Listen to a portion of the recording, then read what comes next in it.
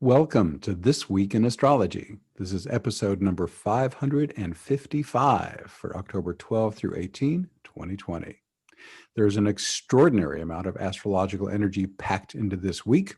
We have the final Jupiter-Neptune sextile, one of the year's most important aspects. Mercury turns retrograde. There's a Libra New Moon with an intense T-square, and we have three aspect patterns firing out creativity, spirituality, relationship challenge, and soul-aligned action, in addition to 5 bonus aspects that are not in my written forecast.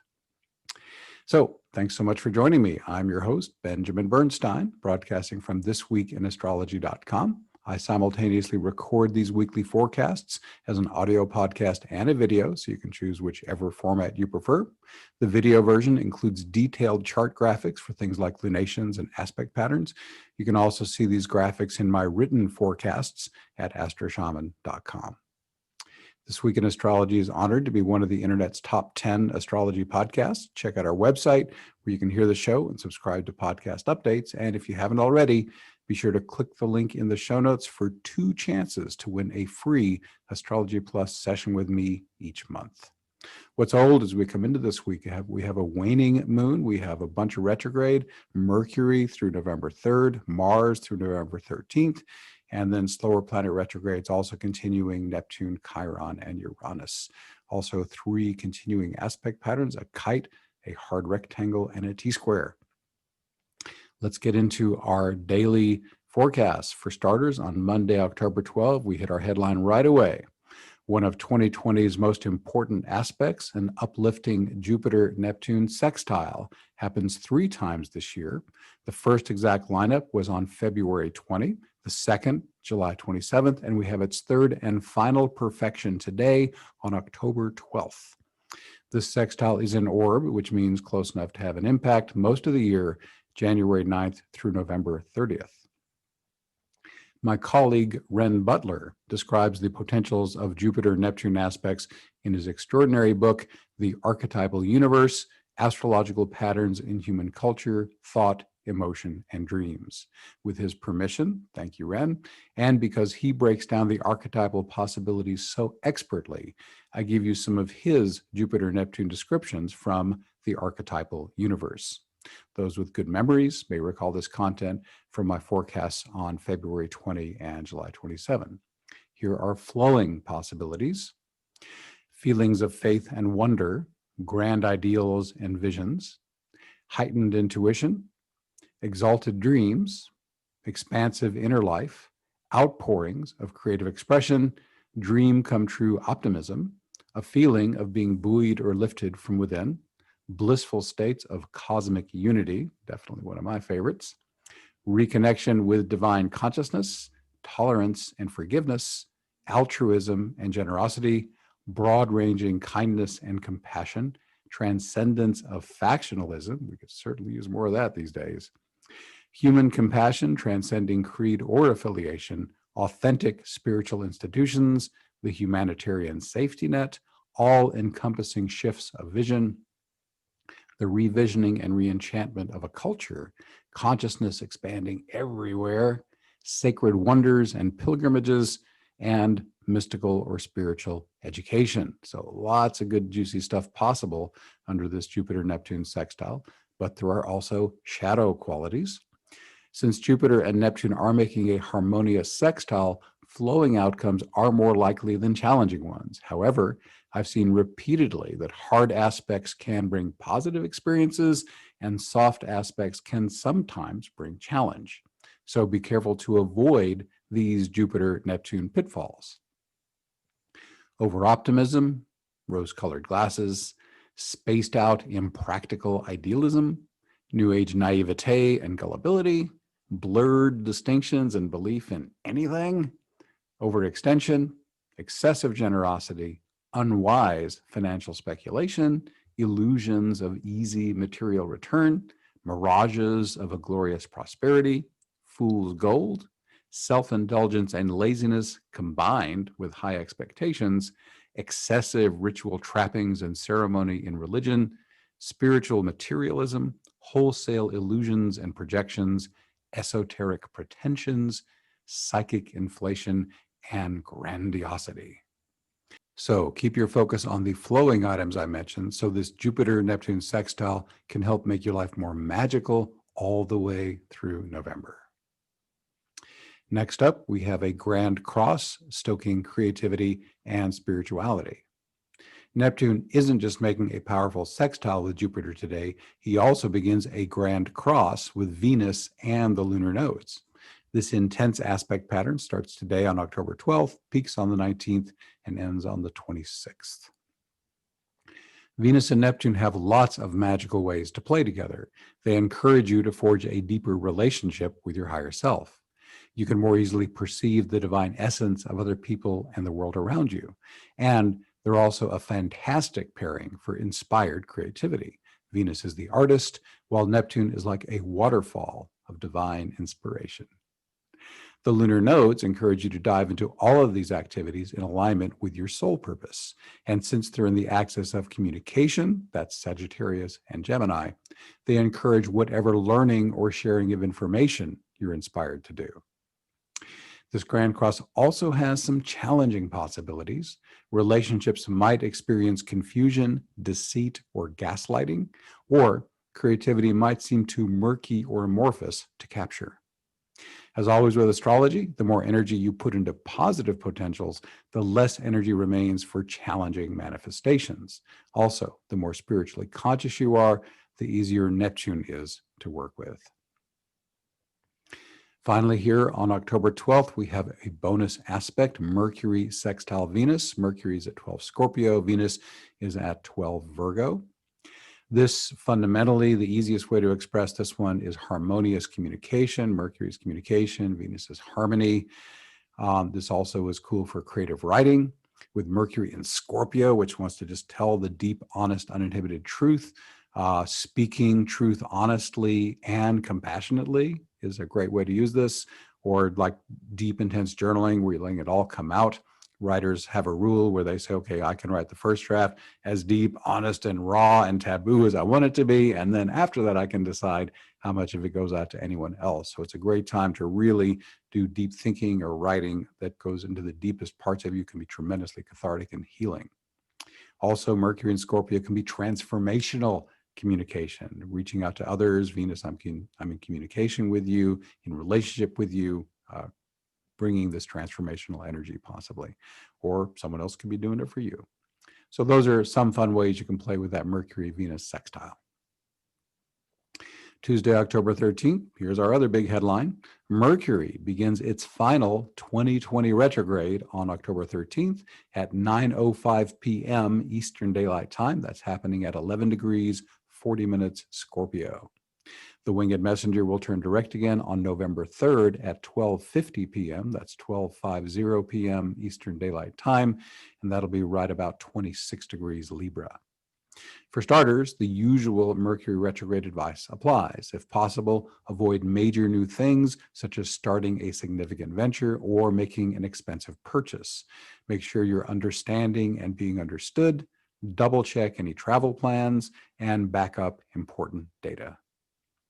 Mercury retrograde is best used for reflection and introspection. Of course, you can contemplate whatever you want, but the signs Mercury is backpedaling through suggest specific themes. Mercury is retrograde in Scorpio, October 13th through the 27th. How are you doing with any significant transformation or death and rebirth processes? How about wealth and power? Do you have good shadow work tools for healing old emotional wounds? How's your sex life? And are you able to blend your light body with your partners to revel in the ecstasy of sacred sex? Mercury is in Libra from October 28th until it turns direct on November 3rd. How are your relationships? How about your creative expression? Do you have enough harmony, balance, and beauty in your life?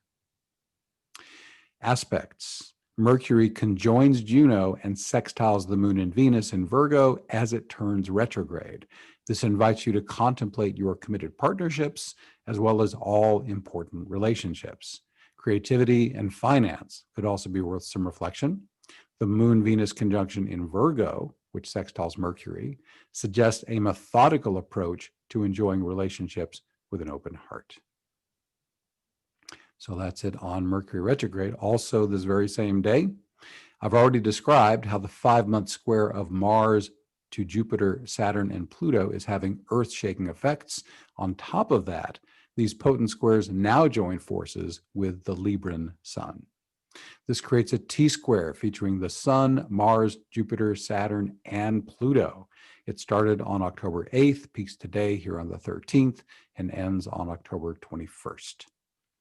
To learn about the effects of Mars squaring Jupiter, Saturn, and Pluto, there's a link in the show notes that'll take you to my post on that. This interpretation will focus on how all these planets are firing up the Libran sun. At the most basic level, the sun represents your vitality and the core of your human identity. Those parts that are well aligned can be boosted with tremendous power and endurance. One meaning of the sun in Libra is relationships. Since they're making hard aspects to the sun, the other T-square planets are broadcasting lots of challenge and intensity. Even the best of relationships may hit a rough patch. If so, my standard recommendations apply: nonviolent communication for working things out between the two of you, and my free healing invocation for your internal emotional healing. There are links to both those in the show notes. The good news is that facing relational challenges with effective modalities can make a relationship more strong and authentic, as my partner Makisla and I recently accomplished. We're more loving than ever, but we had to go through the fire to get there. This T-square can also add fire to your lovemaking. Since Libra is also the sign of the artist, this T-square can add tremendous juju to your creative efforts. Now, here's a little technical note on top of all that T-square stuff. All these T-square effects actually start easing in a bit before October 8th. A Sun-Mars-Jupiter T-square starts on the 5th, and a Sun-Mars-Pluto T-square starts on the 6th. The Sun-Mars-Saturn T-square that brings all 5 planets into a single T-square starts on the 8th, and all 4 T-squares end simultaneously on October 21st. Finally, here on the 13th, there is an exact Sun-Mars opposition, Sun 21 Libra, Mars 21 Aries, and that is part of that T-square that I just interpreted. On Wednesday, October 14th, you can get an energy boost for your soul-aligned activities thanks to a mystic rectangle that started on October 6th, peaks today on the 14th, and ends on the 21st. It includes the Sun, Mars, and the lunar nodes. With the sun in Libra, creativity and relationships that sync up with your soul purpose receive flowing, energized support. And with the lunar nodes in the axis of communication, South Node in Sagittarius, North Node in Gemini, you can also direct this vibrant energy into any kind of learning, writing, or communication. Let's go on to Thursday, October 15th. We have the Sun square Pluto. The Sun is 23 Libra, Pluto is 23 Capricorn. This is part of that T-square I just discussed for October 13th, so all that's covered in there. Now, moving on to Friday, October 16th, a new moon lines up today at 3:31 p.m. Eastern Daylight Time.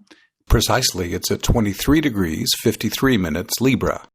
Any Libra new moon supports new beginnings in relationship and creativity, as well as harmony, balance, and aesthetic appreciation.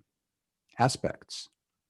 This new moon's most important aspects are all rolled up into one aspect pattern, a T-square that includes the moon, sun, Mars, Jupiter, Saturn, and Pluto. This is the same T-square I just interpreted, except now we've added the moon. This doesn't fundamentally change the interpretation, so I will now liberally and shamelessly borrow from that post. At the most basic level, the sun represents your vitality and the core of your human identity. Those parts that are well aligned can enjoy tremendous power and endurance. One meaning of the luminaries in Libra is relationships. Since the other T-square planets are making hard aspects to the sun and moon, they're broadcasting lots of challenge and intensity. This is actually repeating some of the stuff I just said a moment ago. Relationships may hit a rough patch. Again, I recommend nonviolent communication and the healing invocation. And pretty much the same stuff I was just saying about the T-square, adding fire to your lovemaking, relationships more strong and authentic, more creative juju, all that's good stuff. But here's something I haven't already said on this podcast. There's also a trine as part of this new moon. The only other significant aspect is a trine to Ceres. The grain goddess, associated with harvest, can make abundance easier to achieve. She's also associated with sorrow and loss, so her trine to the luminaries can make any shadow work you're doing easier. This new moon Sabian symbol is a third wing on the left side of a butterfly. To me, this suggests that we appreciate beauty even when it shows up in unconventional ways. This symbol also suggests a fundamental truth about transformation. As we all know, each butterfly was once a caterpillar. It had to go through a complete meltdown, literally, to reach its final form. The left side symbolizes receptivity. As I've learned through my ayahuasca ceremonies and other shamanic work, transformation comes most easily when I surrender into the process. I've experienced many psychological and shamanic death and rebirth processes. Because I didn't know any better, I made the early ones a lot harder by trying to control them. It took me years to learn that relaxing, allowing, and surrendering into the mystery, even though I could not know the final outcome, eased and optimized the process. A level of consciousness cannot comprehend a level beyond itself. If you're in the midst of a powerful transformation, there's simply no way that your ego can fully understand what you are becoming. My experience suggests that asking the divine for the highest good outcome, then letting it have its way with you, always gives the best results. Let's move on now to October 18th and 19th. That's Sunday and Monday. Venus is powerfully stimulated 2 days in a row. On the 18th, Venus opposes Neptune. That's Venus 19 Virgo and Neptune 19 Pisces.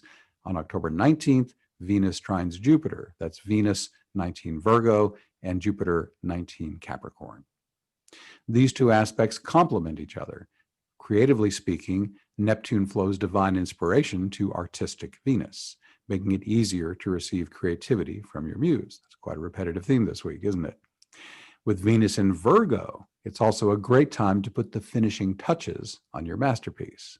Jupiter expands these effects and can add joy and celebration into the mix. Spiritually, Neptune holds the energy of divine union. With Venus representing relationship, this is a wonderful time to dive into spiritual awakening practices. Not only can you merge with the divine, this aspect also helps you connect more fluidly with other people. Consciously blending your energy with others is easier with Venus opposite Neptune. And the others don't even have to be human. This aspect can help you consciously merge with animals, nature, or anything else in the physical world. What about Jupiter?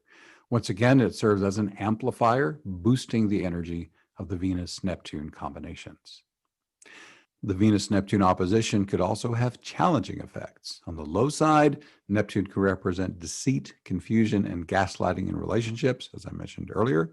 Creatively or spiritually, you could get so blissed out, you focus only on your own pleasure. Venus in Virgo wants to serve others by expressing creativity or being of spiritual service. Sunday, October 18th. Bonus aspect, Mercury quintile Pluto. This is Mercury 11 Scorpio. Pluto is at 23 Capricorn. Now, Scorpio and Pluto happen to be the same archetype. One's a planet, one's a sign. So this is really doubling down on the idea of intense focus with your mind, intense truth-telling. Pluto is the intensity, so is Scorpio. Quintile is a magical combination. The most easy way I think to use this is to just really let your mind go deep into transformational or shadow work processes. Again, it's also a magnificent support for truth-telling, whether you're doing that verbally or in writing or making a video or a blog post or whatever you're doing. So also Scorpio and Pluto can have a tremendous ability to focus and dive deep. So deep learning is also supported with a Mercury-Pluto quintile. Another bonus aspect, Uranus opposing Juno, also on October 18th. Uranus, 9 Taurus, Juno, 9 Scorpio.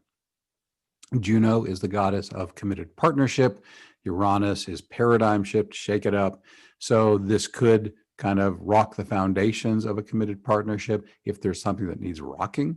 Again, my experience is that challenge only arises when there's a learning experience to be had.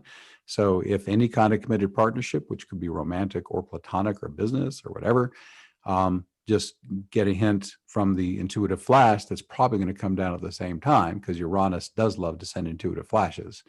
What hits are you getting about what needs to happen with a committed partnership? It could be anything from it's time to let it go to time to take it even deeper and take it to the next awesome level, work through something with that person that needs working through. Again, I love nonviolent communication for that. Any of those possibilities are there with Uranus opposing Juno. And then one more, the Sun square Saturn here on October 18th, Sun 26 Libra, Saturn 26 Capricorn. And again, this is part of that T-square I discussed earlier, because again, the Sun is squaring not only Saturn, but also Jupiter and Pluto, and we got another player in there too. So we've already discussed the parameters of Sun square Saturn as part of that T-square. Everyone is welcome to participate in most live Awakening Plus calls for free. These calls support your individual healing and awakening, and also support the current global spiritual awakening. Here are brief descriptions of the October events remaining. Divinely Directed is this Tuesday, October 13th. All calls are at 8 p.m. Eastern Daylight Time. This event is directed by Spirit's in-the-moment guidance to serve each person's highest good. Each divinely directed call is unique. However, a typical call features a subtle field being held. Within this sacred space, each person receives the specific awakening, healing, or spiritual experience that serves their highest good. Words like bliss and euphoria simply are not adequate to describe some of the ecstatic spiritual experiences we share in the inner worlds, and these calls typically last about an hour. Tuesday, October 20th, this event is called Individual Healings that also bless the senders. You can support the individual healing of the people on this call and maybe even get one of your own. The magic of this process, inspired by Lynn McTaggart's Power of 8 protocol, is in the combined healing intentions of everyone who participates. Don't be surprised if you receive bounce back healing as you hold space for someone else. We should have time for 3 or 4 people in the hot seat. Hot seat just means you're the one in the middle getting all the healing directed to you. Awakening Plus members will be given first priority, but if time remains and no members are waiting, which has happened more than once, the hot seat will open to non-members. These calls usually last about 90 minutes. And then on Tuesday, October 27th, Becky Lee, our guest presenter, will present Get Unstuck, release the multidimensional vows and promises that hold you back.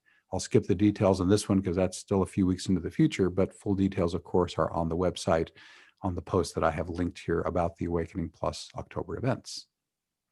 Oh, and I do want to mention every single week, including tonight as I record this, Thursdays at 8 p.m. Eastern Daylight Time, we do New Earth support. We create a sacred container, invoke embodied awakening, and then flow energy to support the more awakened New Earth currently blossoming. The divine always rewards us with personal spiritual upgrades and profound bliss. And no matter how many times we do this, it's always different. The divine is just loving that variety. These typically last an hour or less. Awakening Plus features at least 3 live streaming events each month on Zoom, although we're doing lots more bonus events during the pandemic. Most are open to everyone for free. The archive of over 260 transformative events, as well as accountability partners and the forum, and lots of new content coming in as well, are available exclusively to members. Learn more at awakeningplus.com. Thanks for being here. Once again, I'm Benjamin Bernstein with astroshaman.com. I can serve you with astrology readings, shamanic healing, awakening activation, astrological event timing, and one-of-a-kind life coaching. All my one-on-one services are equally effective in person or long distance. And during the pandemic, I have dropped my rates significantly. I also offer an unbeatable price on SolarFire, the #1 astrology software for Windows. And as I mentioned, I run the Awakening Plus online membership for spiritual support. Learn all about this and more at astroshaman.com. To see the show notes, go to astroshaman.com/555. Please reach out if you have any questions. My email is astroshamanbenjamin@gmail.com. My number for voice and text, 828-338-9852. I would love to connect with you. We are wrapping up. Please leave me a rating, review, or comment wherever you're getting this episode so others like you can find it. Thanks again for spending this time with me. Stay safe, stay healthy. I wish you infinite blessings as the stars light your way.